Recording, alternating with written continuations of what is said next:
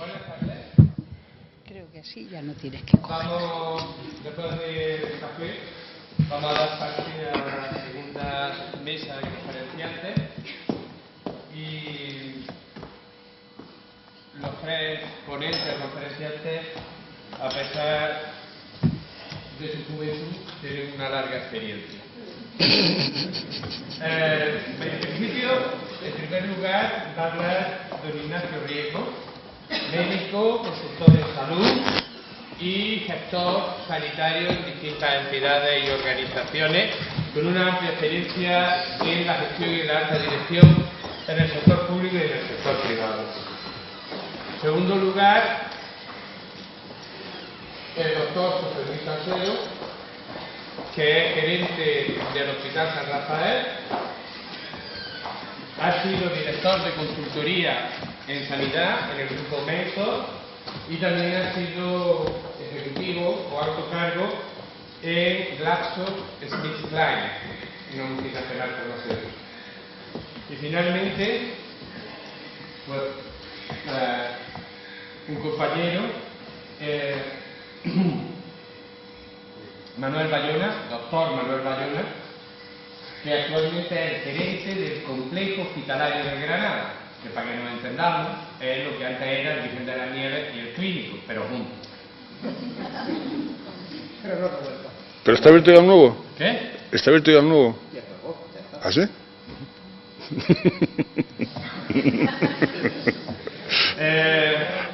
Doctor en medicina, pero es también máster de Economía de la Salud y Dirección de Organizaciones Sanitarias, siendo yo el director del programa, del máster.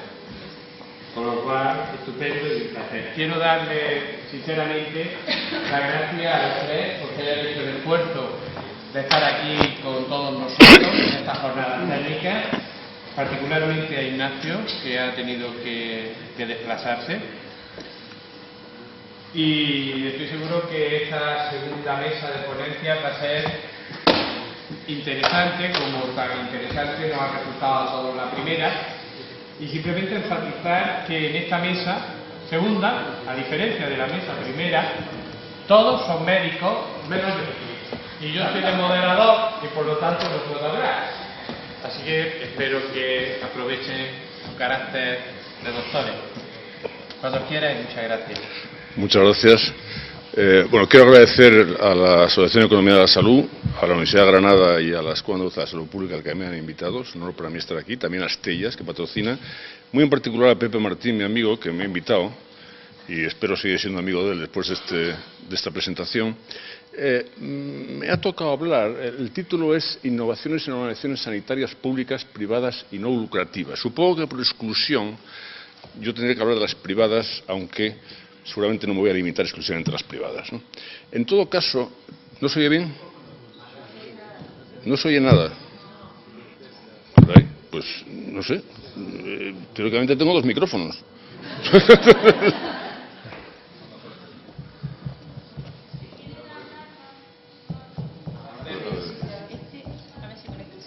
¿Con este se me oye? Bueno, entonces vamos a dejar aparte de esos dos micrófonos y vamos a empezar de nuevo. Había dicho que agradezco a la Asociación de Economía de la Salud, a la Universidad de Granada y a la Escuela Andaluza de Salud Pública que me hayan invitados, también a Estellas, a Pepe Martín, que me ha invitado directamente. Vamos a hablar de innovaciones en organizaciones públicas, en organizaciones privadas y en organizaciones no lucrativas. Yo supongo que por exclusión, por el carácter del resto de los componentes de la mesa, me toca hablar de las privadas, aunque no estoy seguro de que me vaya a limitar solo a eso. En todo caso, antes de empezar, y a efectos exclusivamente de disipar cualquier duda en cuanto a conflictos de interés, quiero decir que yo, en representación de Centene, una aseguradora americana que ha comprado el 50% de Rivera Salud, soy consejero de Rivera Salud. Digo esto a efectos de posibles conflictos de interés, no porque represente a nadie. Malamente me represento a mí como para andar representando a otras instituciones, ¿no?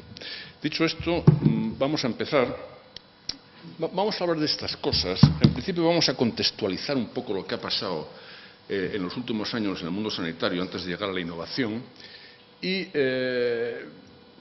voy a hablar rapidísimamente de la gestión clínica, de dónde proviene mucha de la innovación, del ejemplo de estos días en el Reino Unido y una nueva perspectiva de la colaboración público-privada, porque creo, hablando de innovación en el sector privado, que es el mayor ámbito de innovación en el que el sector privado puede participar. Bien, en parte todo esto que está ahí lo ha dicho ya Beatriz y otros ponentes, pero España, los países rescatados, Grecia, Portugal e Irlanda, han bajado en términos absolutos su gasto en sanidad desde el año 2009 y también España, que tuvo esta figura particular del rescate financiero, ¿no?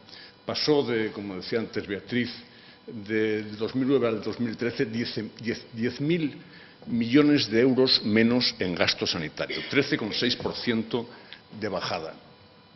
Significativa, pero menos de lo que bajó educación, por ejemplo, 14,7%, o de lo que bajaron otras áreas, como por ejemplo medio ambiente, ¿no? Las partidas intocables, como es conocido, son el servicio de la deuda, las ayudas al sistema financiero, las pensiones y el desempleo y el orden público. Bien, en términos, si comparamos la bajada del gasto sanitario con la bajada del gasto público, vemos que España, de todos esos países, la bajada del gasto sanitario representa el 25% de la bajada del gasto público, por encima incluso de lo que representa en Grecia, que es el 24%. Y esto se ha logrado, entre comillas, extendiendo y ampliando el copago farmacéutico a los pensionistas, las bajadas significativas de salario y disminución de efectivos del personal, acciones sobre la industria farmacéutica, fundamentalmente bajada de precios, congelación de inversiones y exclusión de determinados colectivos de la cobertura pública. Si tuviéramos que identificar las víctimas de estos recortes, aparte, por supuesto, los ciudadanos, sobre todo los excluidos y todos los demás que sufrieron aumentos de lista de espera, realmente los grandes paganos, por así decir, de la crisis son los profesionales y la industria farmacéutica. Pero en términos relativos, más la industria farmacéutica, aunque en términos absolutos, más los profesionales. Lo que no se hizo en este periodo fue un planteamiento de reforma. Se fueron a recortes de efecto inmediato, pero no se hicieron planteamientos de reforma general del sistema. ¿Qué perspectivas, en este contexto, qué perspectivas nos da el programa de estabilidad? El programa de estabilidad, como es conocido, es el compromiso del Gobierno con las instituciones comunitarias y establece unos objetivos de PIB en sanidad el año 2012 6,2 y el año 2017 5,3.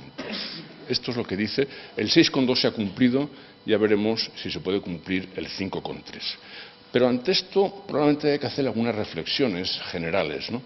En primer lugar, la primera reflexión es si el hecho de que el presupuesto sanitario esté tan descentralizado en las comunidades autónomas y haya habido un problema de déficit en las comunidades autónomas no ha llevado a que las medidas de reducción del gasto sanitario hayan sido más agresivas de lo que hubieran sido si el gasto sanitario hubiera estado perdido, entre comillas, entre otras partidas generales del gasto público. Porque lo que estamos viendo es que en las comunidades autónomas el gasto se puede dividir en dos grandes partes: sanidad y todo lo demás. Pero el problema es que sanidad es el 35 y 40%, ¿no? Es decir, podemos pensar que esta particularidad ha llevado a esa cifra de 5,3. En todo caso, la cifra de 5,3 nos debe llevar a algunas reflexiones. Primero, ¿a dónde nos lleva? Probablemente nos lleve más próximo a los países del antiguo bloque de la Unión Soviética que a los países avanzados. Me refiero a un gasto público en sanidad. En segundo lugar, si esto no va a significar un deterioro grave del sistema sanitario. En fin, se pueden hacer una serie de consideraciones generales. Lo que es seguro, la buena noticia, entre comillas, es que los recortes ya no van a seguir existiendo. Quiero decir, ahí está el 2015, 2017, el PIB nominal global, el gasto público y el gasto sanitario. Aunque siga bajando el porcentaje de PIB en sanidad, como el PIB global va a subir, el efecto es que el gasto sanitario prácticamente se va a congelar. Si se cumplen los presupuestos del programa de estabilidad, se va a congelar en estos 3 años. Esa es la buena noticia, que no va a haber más recortes. Pero la mala noticia, si será posible, es que en 3 años no va a haber subidas de salarios de los profesionales, es que no va a haber incorporación de nuevas tecnologías, es que por mucho que se actúe sobre gastos evitables, que es seguramente un foco importante de posible actuación, vamos a ser capaces de mantener el gasto sanitario congelado 3 años para cumplir el programa de estabilidad. Bien, lo dejo ahí.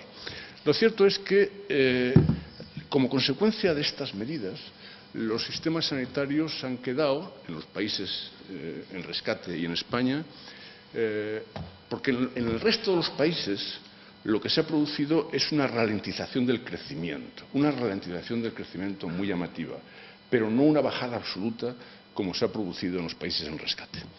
Lo que vamos a ver es lo que estamos viendo es un aumento de la lista de espera y empeoramiento general de las prestaciones, colectivos no cubiertos, que en este caso, al revés de lo que se insinuaba en la mesa anterior, no son precisamente los más favorecidos, sino son los menos favorecidos. Deterioro de la moral del personal, problemas graves de mantenimiento de las inversiones, grave deterioro de todo lo relacionado con la I+D, deterioro de las industrias vinculadas al sector, particularmente la industria farmacéutica y de tecnología médica, y simultáneamente un crecimiento del gasto sanitario privado, tanto en seguros como en provisión privada, aunque el crecimiento del gasto sanitario privado no compensa la bajada del gasto sanitario público. Quiero decir, el gasto sanitario total ha bajado, a pesar de la subida del privado. Bien. Entonces, la pregunta que nos podríamos hacer es, ¿y ahora qué?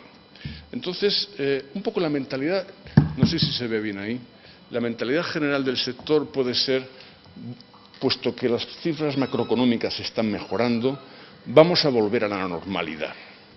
La normalidad es gastar por encima del crecimiento del PIB.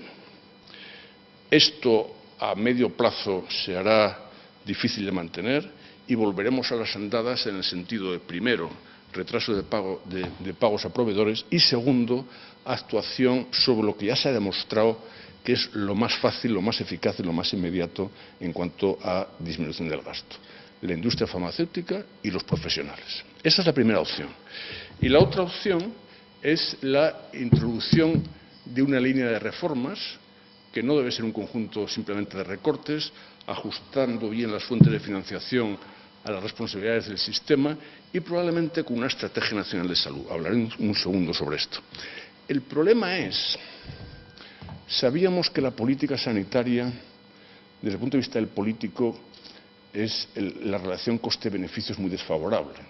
Es decir, el coste es brutal y el beneficio es hipotético, a largo plazo, ya veremos, seguramente para el que venga detrás. Lo que estamos viendo ahora es que probablemente el deterioro del sistema tenga menos coste político que las reformas.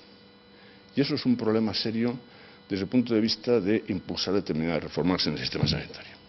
Bien,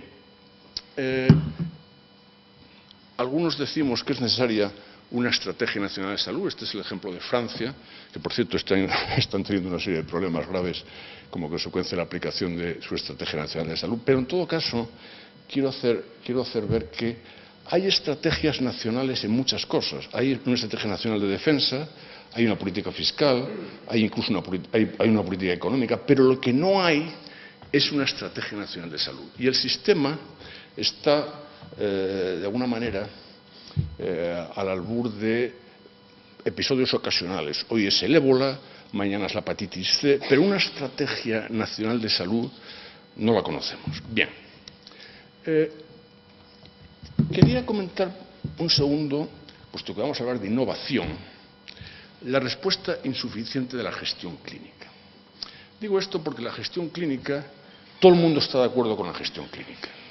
Consejeros, administraciones, colectivos profesionales, sindicatos, todos hablan maravillas de la gestión clínica, lo cual nos hace pensar que probablemente no estén hablando de lo mismo. La gestión clínica nació como una respuesta organizativa en los hospitales, en un momento de auge del gerencialismo, de dispersión como consecuencia de la organización fragmentada en especialidades y de separación demasiado neta entre lo que es la actividad médica y la actividad de enfermería. Nació como respuesta a esto y nació a finales de los años 80. Por lo tanto, ya tenemos una cierta perspectiva de ver qué ha significado y qué no ha significado. Yo he esquematizado aquí lo que ha significado en cuanto a activos, y en cuanto a activos, pues, tiene activos importantes. Ciertas unidades terceras, recuperación del concepto de liderazgo médico, que es muy importante, mejor trabajo en equipo entre médicos y enfermeras, mayor implicación del médico en la gestión de recursos, no solo en su papel de senador, cultura de contrato y compromiso de actividad y calidad con los recursos dados, y reconocimiento del hospital como burocracia profesional en el sentido de MISP, organización donde el poder, en último término, reside en el núcleo operativo. Estos son activos importantes. Ahora bien, los pasivos no son menores. Yo situaría entre los pasivos poco énfasis en la efectividad y el valor para los pacientes. Es una discusión muy organizativa, pero no tanto en cuanto a efectividad. Y la efectividad va por delante de la eficiencia, en mi opinión. En el concepto de Porter, lo que es valor en sanidad es primero valor para el paciente en relación con el coste, pero primero valor para el paciente.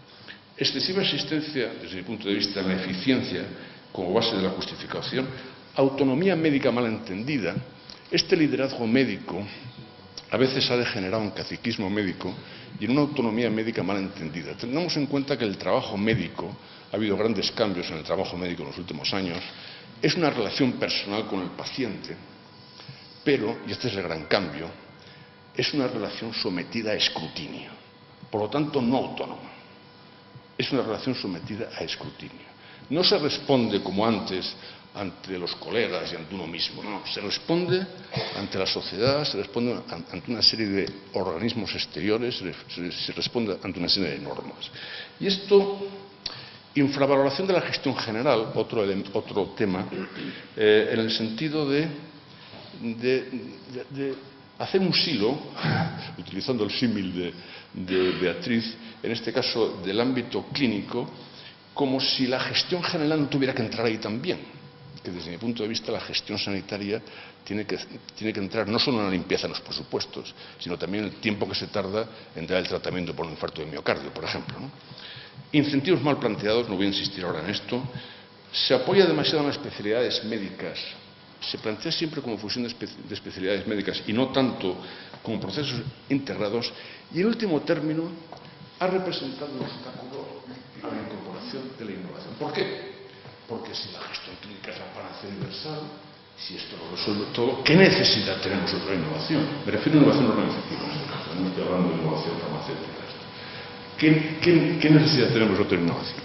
Bien, tenemos, esto que voy a decir ahora puede sonar particular, pero tenemos que tener claro de dónde viene la organización organizativa en sanidad. Y la organización organizativa viene fundamentalmente de Estados Unidos. ¿Pero cómo de Estados Unidos? No es un país con un sistema sanitario aberrante, con unos pésimos resultados en salud, un sistema carísimo y con graves problemas de cobertura. Evidentemente eso es así. Pero también es un laboratorio de innovación y muchas de las cosas que se están generando como innovación en sanidad vienen de Estados Unidos. El Managed Care es una innovación espectacular que afecta fundamentalmente a las aseguradoras americanas y hace énfasis en gestión de la utilización y atención especial a través de la gestión de casos a las personas de alto riesgo, que se decía hace un rato, que hay que identificar, por lo tanto. Todo el tema de las organizaciones responsables de cuidados, el convenir con un conjunto de proveedores la atención a una población en base general a un pago capitativo, los casos de gestión de casos complejos, el bundle payment, los modelos capitativos ajustados por riesgo, todo el movimiento de la triple aim, el movimiento que está teniendo el ICOM de identificar los valores para el paciente, nuevas formas de pago por performance, cantidad de innovaciones que están entrando ahora en Europa, como pongo a la derecha, en Alemania, en Holanda y también en el Reino Unido. Es decir, que tenemos que estar muy atentos. En Europa en general hay lo que dicen los americanos un unmanaged environment, entorno no gestionado. Entonces, muchas de estas cosas tenemos que aprender. Como tenemos que aprender también del ejemplo británico. El ejemplo británico, en el Reino Unido, en estos días, se está cuestionando lo que ha sido un dogma fundamental en toda la historia de National Health Service y también en España, que es la separación, como dos partes totalmente estancas, de lo que es la atención primaria y lo que son los hospitales. Todo esto se está poniendo en cuestión y apareció este informe en octubre del 2014, 5 Year Forward View, visión en 5 años, y esto lo que identificaba era, para superar este modelo de separación absoluta entre primaria y especializada, proponían 7 prototipos. Ellos mencionaban específicamente a Mao y decían, no queremos el florecimiento de mil flores, no, queremos florecimiento, pero no tanto, queremos 7 prototipos, vamos a impulsar 7 prototipos. Y los prototipos son, pues, atención primaria con especialidades, áreas que agrupan desde el punto de vista de gestión y organización primaria y especializada, en fin, este tipo de movimientos.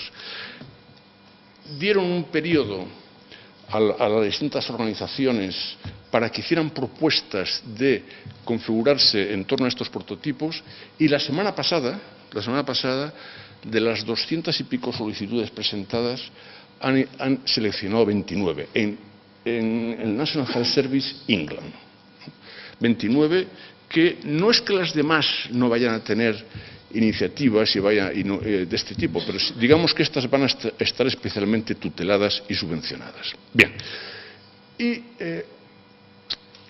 como tengo que hablar de la privada, quiero hablar de una nueva perspectiva en la colaboración público-privada.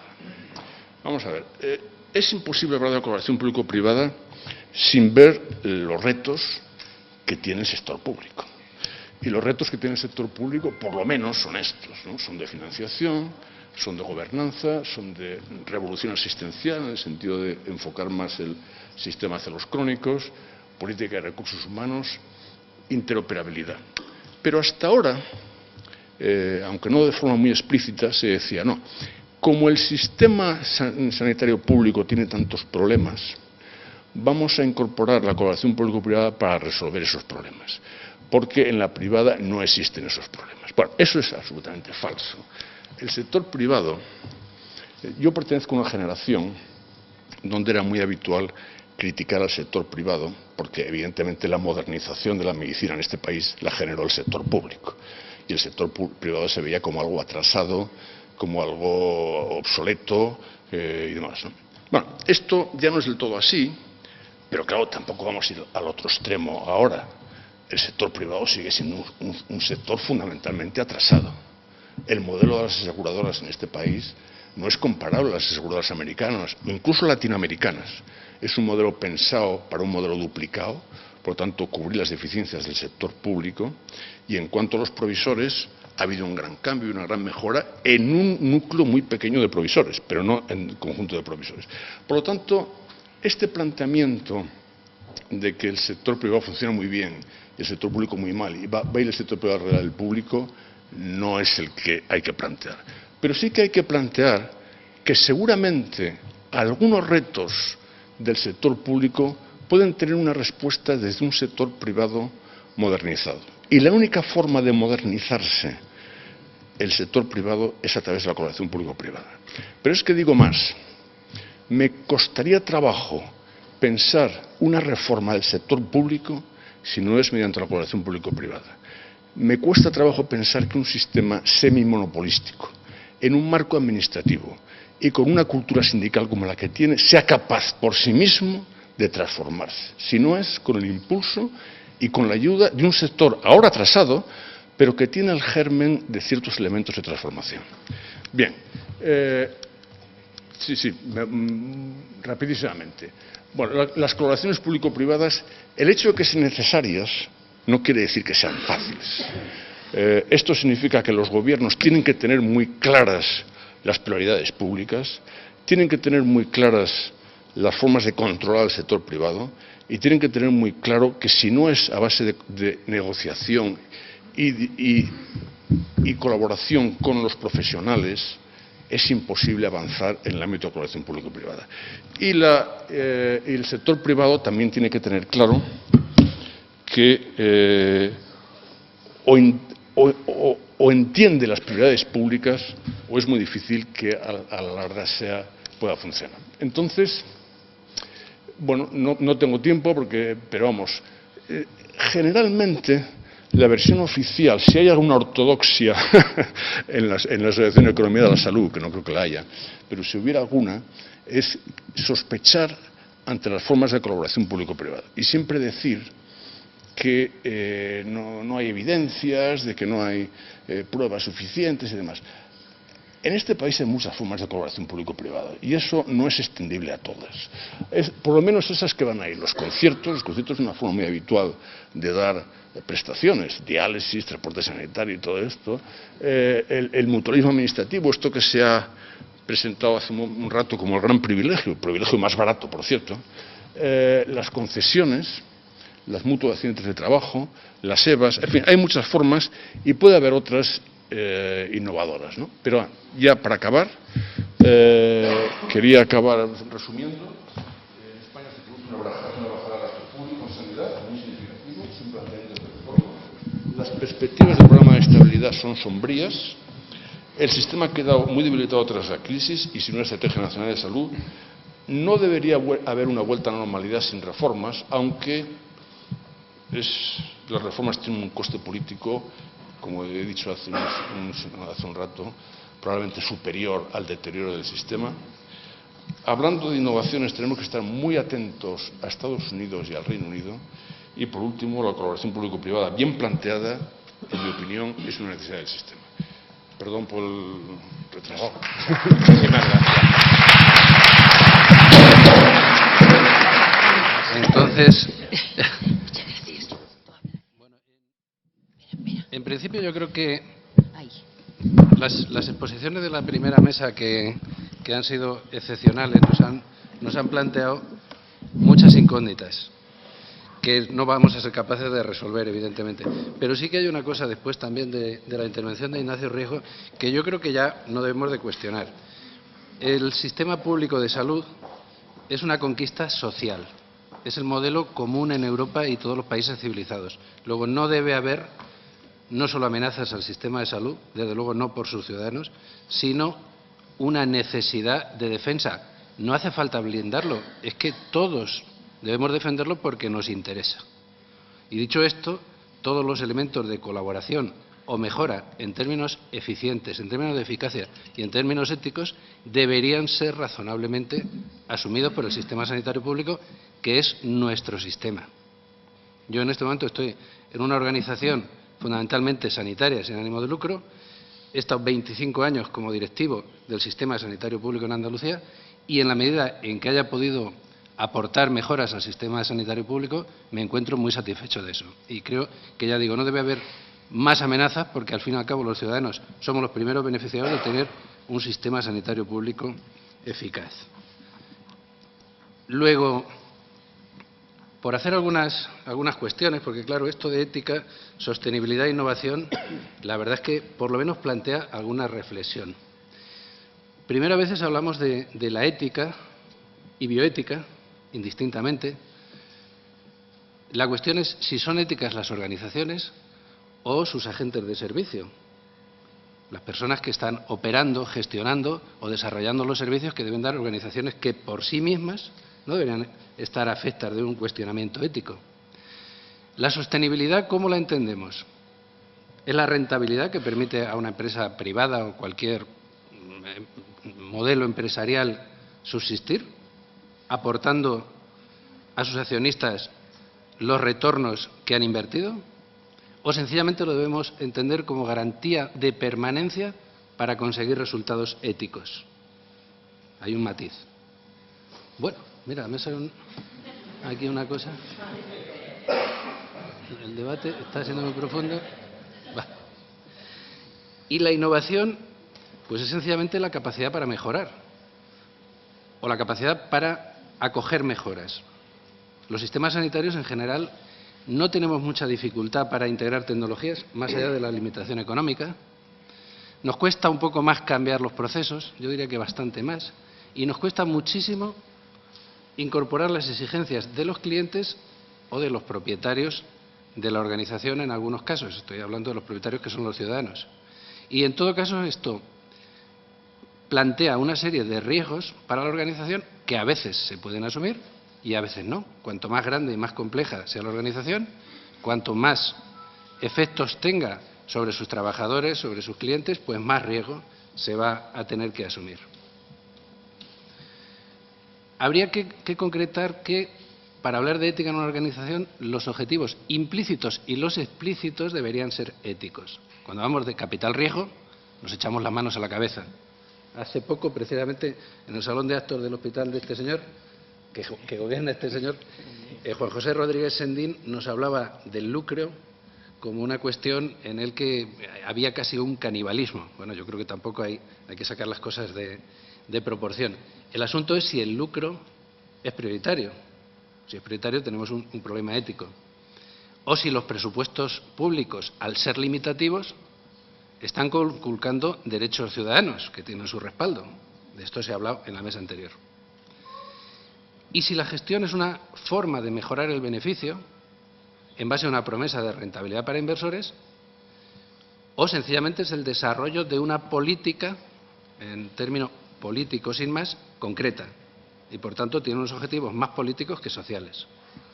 Y sobre todo, la gestión tiene miedo a la eliminación de conflictos internos o no tiene herramientas para resolver los conflictos internos, porque eso va a tener evidentemente una repercusión ética. De alguna forma, ¿es el paciente el centro de la organización sanitaria, sea privada, sea pública, sea privada no lucrativa, cualquiera de las fórmulas que queráis?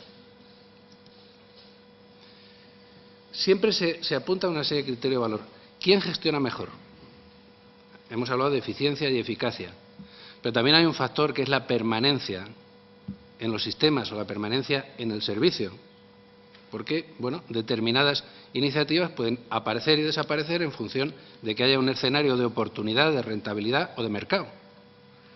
Y por otra parte, todos tenemos muy claros cuáles son los mejores centros, los centros más éticos, los centros de referencia. Posiblemente a cada uno de los que estamos aquí tengamos en la cabeza algunos centros sanitarios que son referencia en algo, en su calidad del servicio, en su innovación, es decir, esa referencia también vale. Por tanto, yo creo que el conflicto público-privado no tiene sentido en el debate que estamos planteando. Es algo que es un poco artificial. Tampoco el modelo de servicio debe ser aceptable en función de cuál es la financiación. Al fin y al cabo, un modelo se basa en unos impuestos y el otro en una financiación indirecta. Pero al fin y al cabo todo viene a salir prácticamente del mismo sitio. Y lo que sí es importante es si en todos los sistemas de los que estamos hablando, y estoy hablando de cuestiones de ética, la voz del paciente es tenida en cuenta y si la participación social está garantizada. Estoy diciendo cosas que decía la Ley General de Sanidad, que era del 86. ¿Hemos avanzado en cualquiera de los modelos hasta ese nivel? Enlazando, y como voy a repetir alguna cosa, pasaré mucho más rápidamente, enlazando con lo que es la colaboración público-privada en los modelos más habituales, los que previamente ha comentado Ignacio Riesgo, pues supone el 11% del gasto sanitario a nivel estatal y solamente el 3% en Andalucía. El 80% de esa actividad está vinculada a los conciertos sanitarios. Hay también un espacio para el mutualismo sanitario, que también coincido que no es algo de privilegiado, sino está subfinanciado en este momento, con independencia de que el modelo tenga un cambio o no. Y finalmente está el de las concesiones administrativas, que ha dado mucha literatura. En relación a lo que la misma Ley General de Sanidad plantea, y para evitar de alguna forma eso de que el lucro esté de alguna forma poniendo sospechas sobre la actividad asistencial, insisto, que respalda un derecho o da solución a un derecho ciudadano, el artículo 90 dice que a los efectos de establecimiento de conciertos, las administraciones públicas darán prioridad, cuando existan análogas condiciones de eficacia, calidad y costes, a los establecimientos, centros y servicios sanitarios de los que sean titulares entidades que tengan el carácter no lucrativo, y así se sigue recogiendo en todos los concursos que van saliendo. Es decir, hay un espacio de colaboración y un reconocimiento de que determinados modelos de organización están más referenciados hacia la colaboración público-privada. También incluso en el artículo 92 habla de la promoción de asociaciones de usuarios de la sanidad, entidades sin ánimo de lucro y cooperativas, a las que se le aplicará lógicamente la legislación aplicable, que es tanto como decir los controles de calidad, de eficacia, de estabilidad y de ética correspondientes que se le puedan aplicar al sistema sanitario público. Hay espacio para la colaboración público-privada, y esto se ha dicho en la presentación anterior, con lo cual no voy a insistir, salvo en dos aspectos que creo relevantes. Uno, los convenios singulares de vinculación, que son los que se suscriben entre la Administración sanitaria y entidades privadas de hospitales, de centros hospitalarios, para la vinculación de los mismos a la red pública. En la Orden Hospitalaria de San Juan de Dios hay un modelo que se aplica a esto, que es básicamente el Consorcio Sanitario de la Jarafe, que es la integración de un centro que es, en principio, de naturaleza privada, a la que se le asigna un área sanitaria que lleva funcionando desde el año 2003, a juicio de los pacientes con bastante eficacia y a juicio de los socios, que son el Servicio Andaluz de Salud y la Orden Hospitalaria de San Juan de Dios, bueno, en un nivel de coherencia y de calidad muy razonable. En ambos casos están justificados por los principios de complementariedad y subsidiariedad. Es decir, la justificación es la insuficiencia de recursos puntual, temporal o estable que afecta a los derechos de pacientes, y así lo dice la legislación en este sentido. Es decir, hay un espacio de colaboración en el que, evidentemente, si estamos en una época de crisis, probablemente situaciones puntuales de demanda o no tan puntuales, sino de alguna forma prolongados en el tiempo, pero con una cierta estacionalidad, se deban de atender con otros recursos y no mantener en situaciones de dificultades de acceso a la prestación. No hablaré sobre esto, tampoco sobre la concesión administrativa, y yo quería hablar un poco sobre la misión de las organizaciones. Parece que cada vez más se está hablando de valores de la organización más que de otros aspectos para justificar esa estabilidad y ese compromiso con los derechos ciudadanos. El valor de una organización, creo que para una organización sin ánimo de lucro está en su misión y la coherencia con ella. Nuestra organización, que al fin y al cabo es una organización de la Iglesia Católica, pues su misión es evangelizar, que este es un verbo que suena muy contundente, el mundo del dolor y sufrimiento a través de la promoción de obras y organizaciones sanitarias y sociales que presten una asistencia integral a la persona. Y refleja que es un concepto humanista de la asistencia en el que no puede haber ningún tipo de discriminación. Y su proyección está en la cooperación con la Administración pública por una sencilla razón, porque es la responsable de las prestaciones sociales. No es graciable la Administración pública, tiene ese compromiso, porque para eso es la Administración pública y es la que defiende nuestros intereses. Estamos desde 1550 en 51 países, con más de 309 centros, y en este momento hay 1.200 frailes, con una edad media por encima de la jubilación, en su mayor caso, y 50.000 colaboradores. Es decir, esta es una organización de la Iglesia Católica en la que los frailes ya son un elemento marginal que representan a la propiedad, marginal en términos numéricos. ¿Cuáles son los retos que se plantea nuestra organización? Primero, quitar los límites a la asistencia. Por eso estamos en el espacio sanitario, pero también en el espacio social, en el de la discapacidad y muy especialmente procuramos estar en los entornos familiares. El concepto de dependencia lo entendemos como la pérdida de la capacidad personal. Por tanto, la dependencia no es solo la situación de un paciente discapacitado o un paciente anciano, es también la situación en la que cualquier enfermedad del tipo que sea pone a la persona y a su entorno familiar. Y tiene en el concepto de la hospitalidad posicionado en varias líneas, como acogida, integración y solidaridad. Como es lógico, si estamos hablando de cooperación, estamos hablando de experiencia, estamos hablando de referencia, nuestra organización ha elegido algunos espacios en los que, digamos, quiere ser la mejor y donde tiene experiencia sobrada.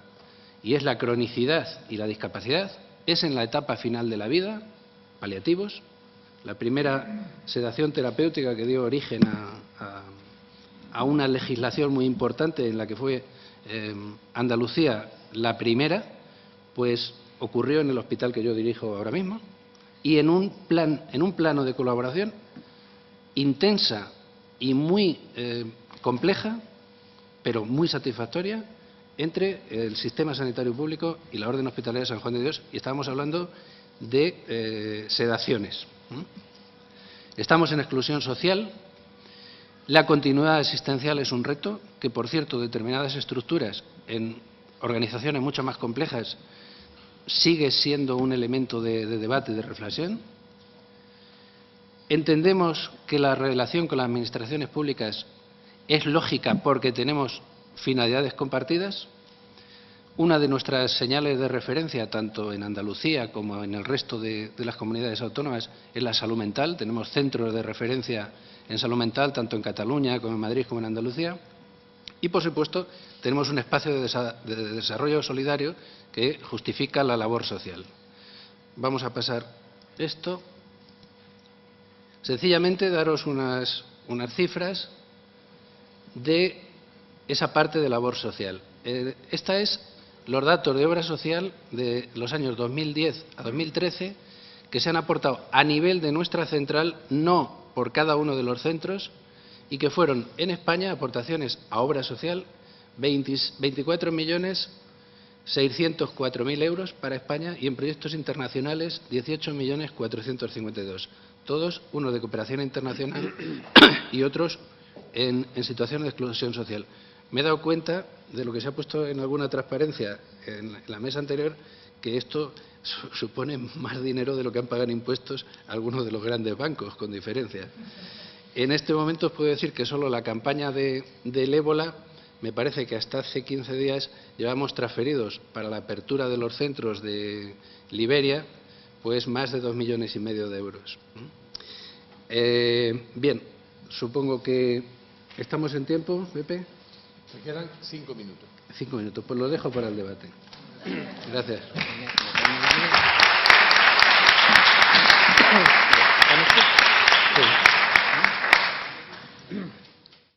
Perfecto, gracias Marga. Muchas gracias por invitarme a esta jornada. Para mí es un orgullo estar sentado entre los que han sido mis maestros y me han evaluado de manera muy exigente, y un orgullo estar delante de gente como Beatriz, de la que he aprendido mucho aunque tú no lo sepas. Y bueno, estar con compañeros y estar con gente en este auditorio a esta hora, para mí es un placer contaros la experiencia de Granada Salud. Y voy a decir, estaba viendo el lema de las jornadas, y yo no sé si ustedes han jugado con castillos, con los castillos ESIN cuando eran pequeños. Yo no pude nunca tuve un ESIN castillos, pero yo veía que esto de ética, sostenibilidad e innovación es como el ESIN.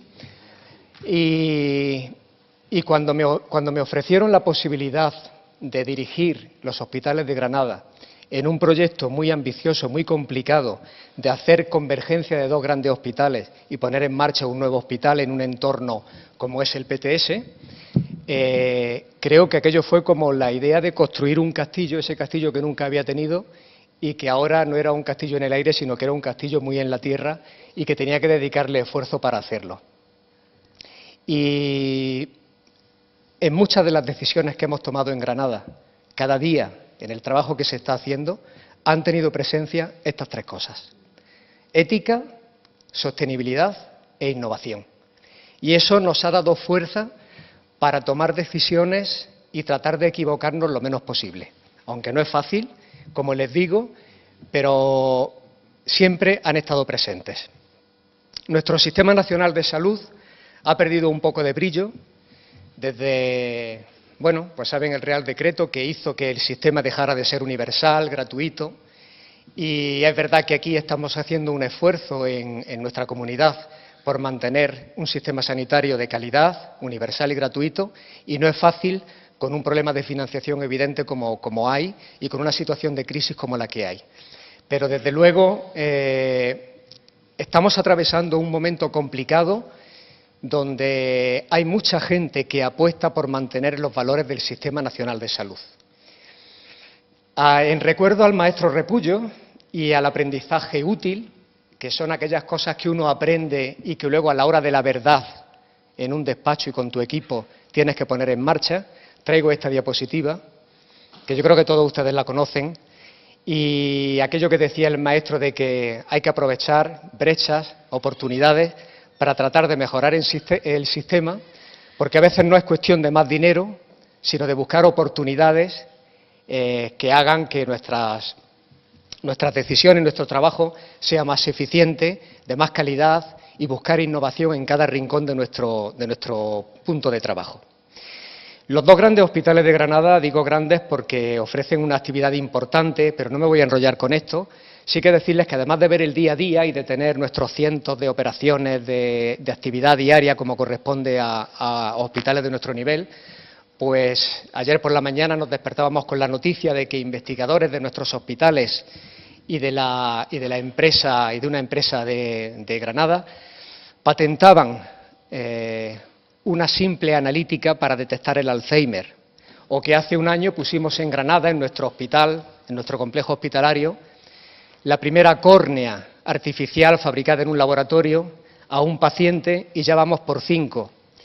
Quiero con esto trasladar que, además del día a día y de la actividad diaria, no apostamos por ese marco de la excelencia, que es lo que hace que realmente nos sintamos orgullosos de trabajar en el sistema sanitario público andaluz. Afrontamos muchos retos, Ignacio ha planteado muchos, mi compañero también. El sistema sanitario tiene retos de innovación, cronicidad, la farmacia, la incorporación de nueva tecnología, opiniones la mayoría de las veces creadas, pero yo creo que todo esto tenemos que convertirlo, o tenemos que intentar convertirlo, en oportunidades.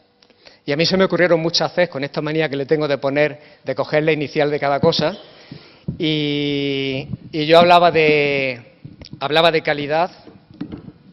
Esto de los micrófonos es un rollo. A la próxima hay que hacer uno en la oreja para hablar desde ahí.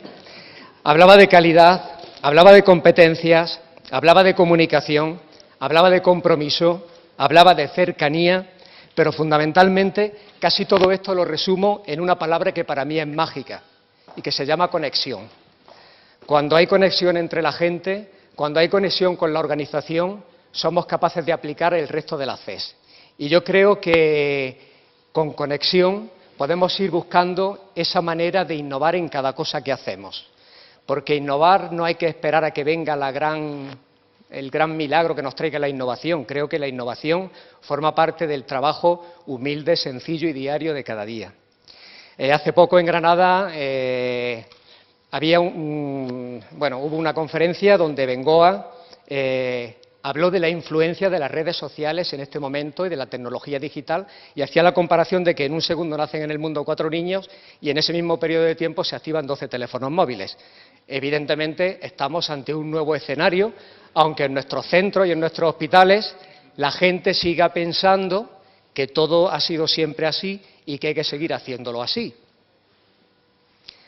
España es el segundo país en el mundo en consumo de medicamentos. Y para colmo, una innovación en Granada. Un nuevo hospital, 160.000 metros cuadrados, una inversión de más de 250 millones de euros que hay que equipar, que hay que poner en marcha y, sobre todo, como me decía el interventor cuando vino a la revisión correspondiente, que cómo lo iba a llenar. Y a llenar estaba preocupado, sobre todo, a llenar de gente.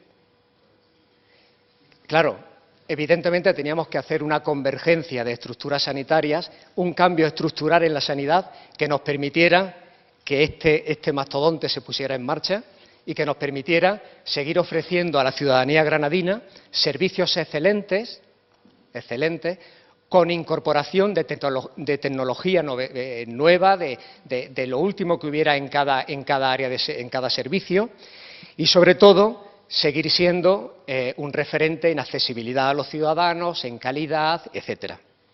Todo esto, además, en un entorno de Granada, el PTS, que todos ustedes conocerán, donde lo que se hace es una apuesta por la innovación, por la generación de conocimiento, por la implantación de empresas vinculadas al mundo biosanitario. En este momento hay casi 15 o 20 empresas ya montadas trabajando en el PTS y que, de alguna manera, salud, conocimiento, investigación generen un movimiento económico para Granada y para Andalucía que diferencie pues, lo que ha sido algo fundamental en Granada, como ha sido la formación y la historia en medicina, con algo importante como es la asistencia sanitaria, combinar esto y que el conocimiento permita un nuevo desarrollo de la economía en esta ciudad y en Andalucía. Y por eso, cuando hablamos de ética, sostenibilidad e innovación, yo siempre pienso y recurro a esta vieja diapositiva que la llevo poniendo un par de años, donde digo, buscamos soluciones desde dentro. Desde dentro es el título de un LP de una amiga, donde que te llega al alma, a mí me llegó en su día al alma, y creo que desde dentro salen las mejores cosas. Y que las personas pues son, en salud, la tecnología punta. Porque cuando estamos... 5 minutos, muy bien. Porque cuando estamos delante de un paciente, la relación es mágica y la tecnología es punta a ese nivel. Nuestro plan ha sido gestión clínica, y otro día me invitan y les explico cómo, y a Ignacio me gustaría contárselo después, la participación activa de profesionales, agentes sociales, ciudadanos, etcétera, y el compromiso en la tarea de definir, analizar, mejorar e implementar mejoras en el sistema sanitario público para que lo hagan excelente. Hemos hecho un plan de acción, hemos generado grupos de trabajo que han permitido llevar de abajo arriba cómo tenía que ser el desarrollo del modelo, con una metodología muy bien estructurada. Las unidades clínicas de los dos grandes hospitales han convergido en una única unidad para evitar duplicidades, haciendo fundamentalmente que se comparta conocimiento, que se comparta tecnología, que se comparta experiencia y que realmente se conviertan en unidades con más potencia, con más posibilidad de investigación, con más casuística, etcétera. Y una reorganización del mapa sanitario de Granada, donde los 3 grandes hospitales van a tener, y en un futuro, cuando el clínico se pase al PTS, los 2 grandes hospitales de adultos y el materno-infantil van a tener servicios transversales comunes, como corresponde a grandes hospitales, con urgencias finalistas, como corresponde, y áreas de conocimiento centradas en uno o en otro, en función de la especialidad de la que estemos hablando. Les traía, como esto va de economía, muy relacionado con el maestro, algunos resultados, pero no me voy a atrever a decir ninguno, pero tenemos resultados evidentes y quiero terminar pues con alguna diapositiva que me parezca más interesante. Pues la imagen del nuevo Hospital del Campus de la Salud, que ya se ha puesto en marcha y que en este momento estamos, a través de una colaboración público-privada con un diálogo competitivo, en periodo de adjudicación, con lo cual en 3 meses empezará a dotarse de equipamiento el Hospital del Campus y se desarrollará en este periodo pues su funcionamiento completo. Ha empezado con una parte y para final de año estará totalmente funcionante. En este trabajo ha participado la Escuela Andaluza de Salud Pública, con un apoyo metodológico importante, controlando el código ético, en fin, muy bien. Y esto se ha completado con una serie de actuaciones realizadas tanto en el nuevo materno-infantil como en el Hospital Virgen de las Nieves, para que realmente la moderna infraestructura y la moderna tecnología no fuese solo del Hospital del Campus, sino de todo el complejo hospitalario de Granada. Esto es importante para los profesionales, que no pueden pensar que su hospital se queda obsoleto y que todo lo nuevo va al otro. Finalmente, casi me quedo con esta diapositiva, porque un proceso que ha sido tan complejo, donde la representación de agentes sociales ha sido tan importante, ayer por la mañana firmamos el acuerdo de movilidad para aquellos profesionales que van a tener que ir de un hospital a otro. Yo creo que en un entorno de sanidad pública, donde se hace un trabajo en el que han participado los profesionales, donde se ha definido un modelo de asistencia sanitaria con criterios clínicos y no economicistas, y donde los agentes sociales han firmado el acuerdo de movilidad, hemos conseguido dar un paso en positivo hacia adelante. Y esto además se ha hecho en un entorno donde no hemos quitado cartera de servicios, seguimos con la cartera que nos corresponde, buscando elementos de excelencia en áreas de investigación y en algo yo creo importante, el compromiso de mantener la plantilla de los hospitales de Granada, de mantener la estructura en cuanto a camas, etcétera, y sobre todo, yo creo que lo más importante, que como gerente también estoy comprometido en ello, también es ética, que seamos el complejo hospitalario, pues aquel hospital que ha cubierto, que ha cumplido capítulo 1 y capítulo 2 sin pasarnos. Muchísimas gracias y un placer.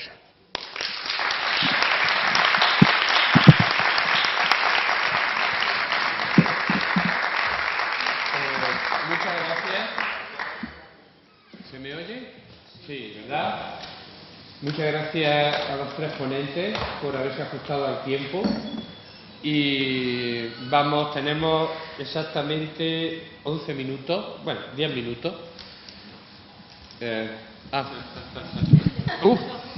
Bien.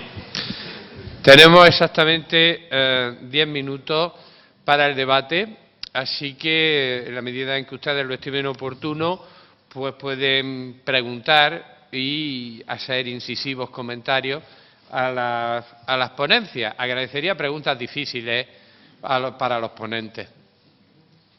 Bien. Gracias por vuestras intervenciones. Ha sido cada una en su ámbito muy objetiva del trabajo que lleváis cada día y de los avances que estáis viendo y poniendo en manifiesto. Mi pregunta es dirigida a Ignacio, por su posición de privilegio ahora mismo en el Portidesma, en el antiguo mundo de la salud, los conocimientos que él tiene de la situación de la colaboración público-privada. ¿Qué opinas tú personalmente de cómo se está llevando la colaboración público-privada en la gestión de servicios sanitarios en España? ¿Cómo se está llevando la comunidad autónoma de la Canarias? ¿Cuál es tu opinión real? ¿Eso realmente está aportando? ¿No está aportando? Al margen de otras consideraciones. ¿Está aportando de verdad innovación? ¿O en definitiva lo que está aportando es beneficio a la empresa que gestiona? Quiero que te defiendas un poco. Buena pregunta. Yo creo que está muy bien formulada. No funciona esto, ¿eh? Pero bueno. ¿Sí? Sí. Vale. Déjame decir. Yo creo que la pregunta está muy bien formulada porque, efectivamente, la colaboración público-privada solo se justifica si aporta valor. Si no aporta valor, nada. Y el valor, para mí, no solamente ser más barato, sino que, como tú has insinuado, es hacer las cosas de otra manera, innovar, en último término, dar más valor a los pacientes. Ahora, si dices que... vamos a ver, la colaboración público-privada es muy variada, como sabe. Hay conciertos, hay el tema del mutualismo administrativo, el modelo MUFACE, hay las concesiones. Estás hablando de las concesiones, ¿no? Vamos a ver, por lo que yo sé, que no sé todo, tú dices posición de privilegio, pero no tengo una posición de privilegio, pero bueno, por lo que yo sé, en la Comunidad Valenciana, que es donde más se han desarrollado, los análisis de la propia Administración. La Administración tiene unos análisis basados en muchos indicadores que comparan los departamentos de gestión directa. No los hacen públicos, esa es la diferencia con Cataluña, no los hacen públicos, pero yo los conozco. comparan la gestión en los departamentos de gestión directa con los departamentos externalizados, en este sentido de gestión concesional, ¿no? Y siempre los departamentos de gestión concesional quedan muy bien posicionados prácticamente en todos los indicadores. Por supuesto en costes, pero también en calidad y en todos los indicadores que contempla la comunidad autónoma. En todo caso, vuelvo al principio, la justificación es porque se aporta valor, porque se es capaz de aportar valor. Si no, no tiene ninguna justificación. Y además, claro, esto hay que hacerlo. Y, por ejemplo, no lo has citado, pero yo sí que lo cito. Lo de Madrid fue una auténtica calamidad, un desastre absoluto, porque, vamos a ver, yo no creo que esto de hacer colaboración público-privada a base de sacar un concurso y después a ver qué pasa, esto no puede ser. Primero hay que definir un modelo asistencial, primero hay que hablar con los profesionales, primero hay que implicar a los profesionales, hay que hablar con las empresas, hay que montar sistemas de medición y de evaluación. Y cuando todo eso se tenga, entonces se convoca el concurso, no antes. Ese es un poco, no sé si te he contestado. Pero volviendo al comentario, yo sí que creo que potencialmente la colaboración público-privada puede aportar mucho al sistema sanitario público. No veo, insisto en lo que dije antes, no veo al sistema sanitario público capaz de transformarse por sí mismo sin esa ayuda externa.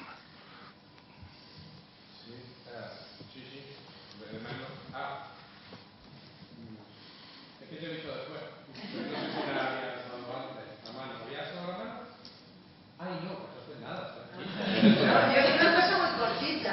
¿Por qué no hacen públicos esos resultados entonces? Quiero decir, si el gobierno valenciano hace un experimento a prueba de fallo, porque le interesa que la colaboración público-privada funcione, ¿por qué no hacen públicos esos resultados? Esa es una buena pregunta. Vamos a ver, y esto enlaza, claro, la administración, primero, hay poca cultura de transparencia en el sistema en general. Cataluña es una excepción en ese sentido, como bien sabes, ¿no?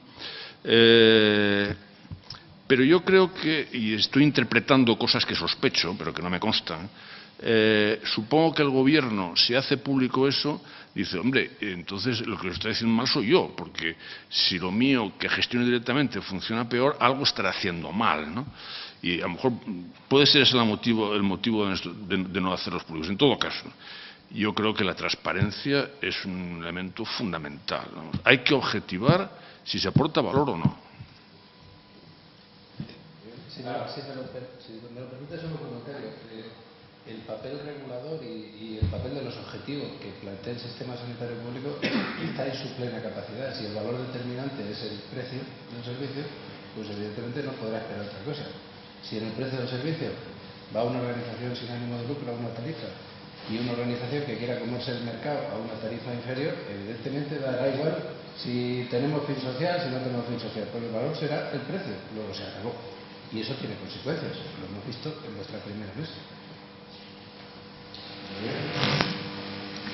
¿Alguna cuestión? ¿No? Bueno, yo sí voy a hacer una pregunta difícil, porque no hay preguntas. No les pincháis.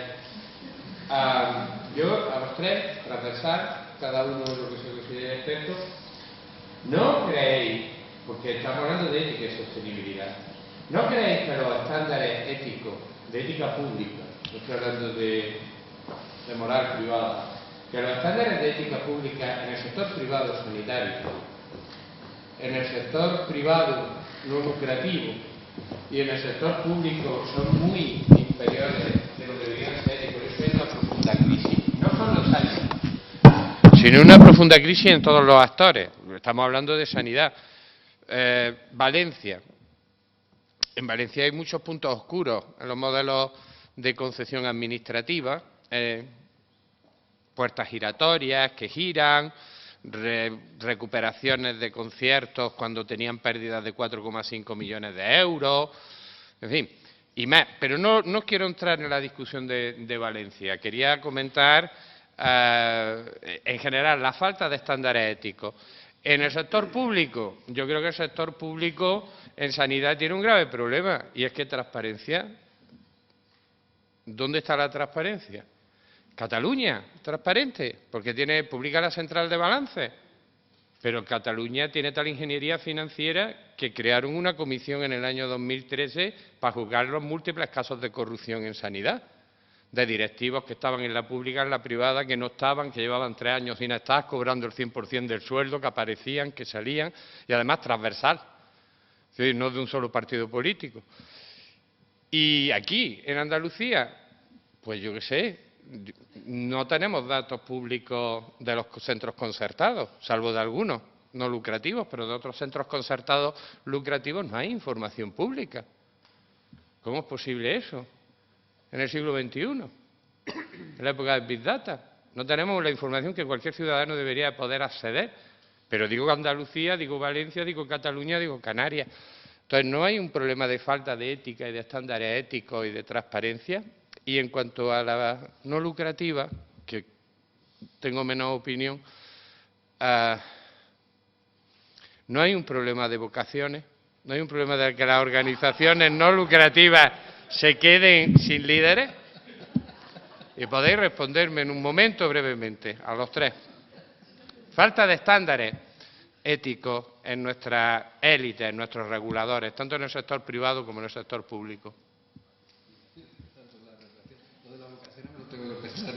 Eso sí.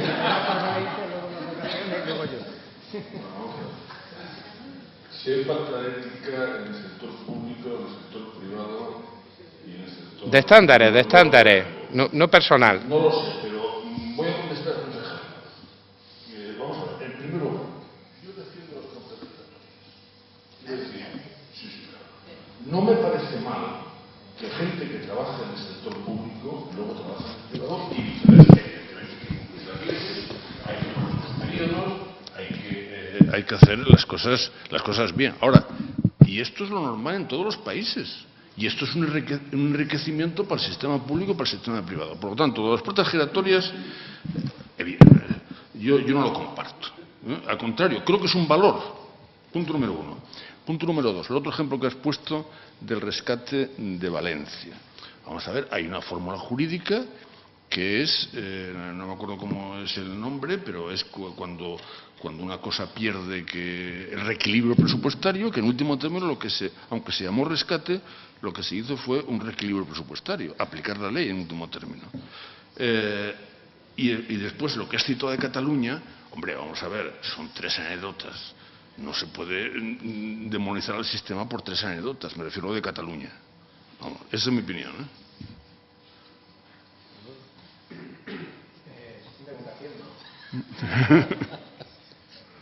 A ver, voy a hablar de Granada, que es lo que conozco mejor. Dentro de nuestros hospitales existe tal nivel de información a todos los niveles, y aquí hay mucha de mi gente, que cualquier sindicato tiene más datos de plantilla, de distribución, de turnos, es decir, una transparencia absoluta. Si han visto ustedes la plataforma logística sanitaria de Granada, en la página web están colocados todos, absolutamente todos los procedimientos en los que estamos trabajando, desde su anuncio previo al desarrollo, al contenido, plazos, etc. Estoy hablándoles de que hasta hace 2 días teníamos en la calle 27 expedientes de contratación de obras, del mantenimiento del hospital, luego de las calderas, de los ascensores, del parking, de las cafeterías, es decir, un movimiento que cualquier empresa privada se volvería loca. Y todo eso está ahí, está publicado y es transparente. Nuestras comisiones técnicas están formadas por clínicos de los 2 hospitales y personal de gerencia, donde cualquier decisión la toman los clínicos. Hacen su propuesta, los requerimientos, la calidad del producto, lo que se va a comprar, se hace la oferta y esa comisión técnica es la que hace la evaluación de la oferta. Y además de manera pública y transparente. Estamos hablando de un movimiento, la última adjudicación ha sido el diálogo competitivo para el equipamiento del hospital y hablamos de 77 millones de euros. Y la transparencia es absoluta. Absoluta. Es decir, no hay ningún tipo de, no hay nada oculto. Y en cuanto a la dotación económica que tiene cada hospital en capítulo 1, en capítulo 2 y el porcentaje que tiene para conciertos, exactamente igual. Y el concurso de conciertos que está ahora mismo en la calle, que se cierra la semana que viene, que es público, intervienen diferentes empresas y en la que haga la mejor oferta es la adjudicataria. Es decir, dentro del sector público hay muy poca posibilidad de hacer nada oculto, pero es que además es que ni queremos ni nos interesa, porque nuestro margen de eficiencia es tal y los criterios con los que se trabaja son de tal nivel que no nos interesa hacer otra cosa distinta. Sobre el tema de la ética, antes de los estándares éticos. De los estándares éticos. Yo creo que los estándares éticos de esta sociedad. Que la prueba del 9 ya está superada la publicación de datos. La prueba del 9 de la ética es la participación de los usuarios y de los pacientes y darles aquella información que es necesaria para su toma de decisiones. Y a eso nos queda una vuelta. Estoy diciendo tanto resultados de salud como formas y modelos para ejercer la participación en los niveles de atención que son propios.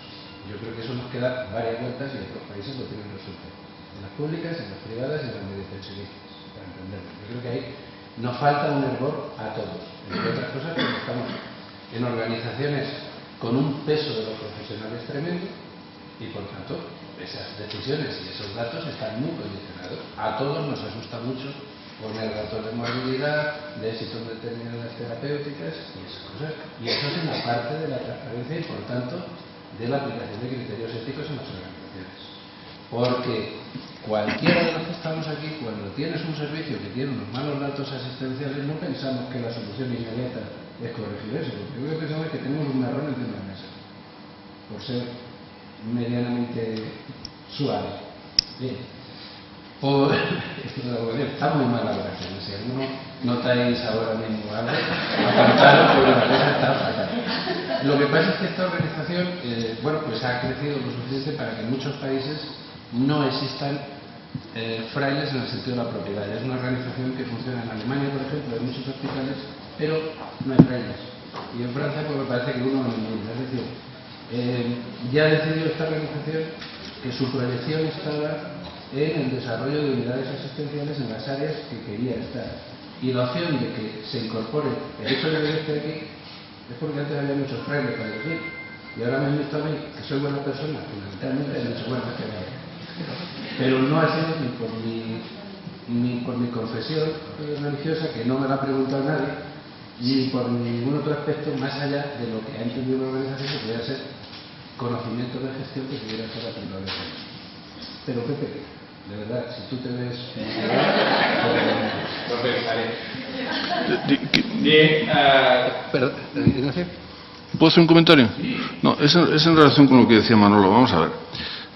Los hospitales son máquinas de producir información. Pero muchas veces, y bueno, si difundes todo eso, puedes intoxicar a legiones de gente, ¿no? Pero muchas veces, a veces carecemos de la información relevante. Por ejemplo, esto que he citado el ICOM en Estados Unidos, ¿no? Están haciendo toda una clasificación de acuerdo con las distintas enfermedades de los elementos que interesan al paciente, que evidentemente no es la estancia media, ni el número de enfermeras, ni los turnos, ni siquiera el coste. Por ejemplo, pongamos el caso de un paciente de cáncer de próstata. ¿Qué interesa a un paciente de cáncer de próstata? A un paciente de cáncer de próstata le interesa, primero, sobrevivir, punto número 1. Segundo, que no tenga incontinencia. Y tercero, que mantenga que no sea impotente. Eso es lo que le interesa al paciente de cáncer. Y como eso, en todas las enfermedades. Y seguramente en muchos hospitales españoles que pueden intoxicar a todo el mundo con cantidad de datos, porque, insisto, los hospitales son máquinas de producir información, a lo mejor carecen de esa información tan relevante. No, simplemente un comentario. Bien, quiero agradeceros, Ignacio, José Luis, Manuel, por haber estado aquí, por las magníficas intervenciones, y cierro esta mesa y ahora tendrá opción la clausura del acto oficial.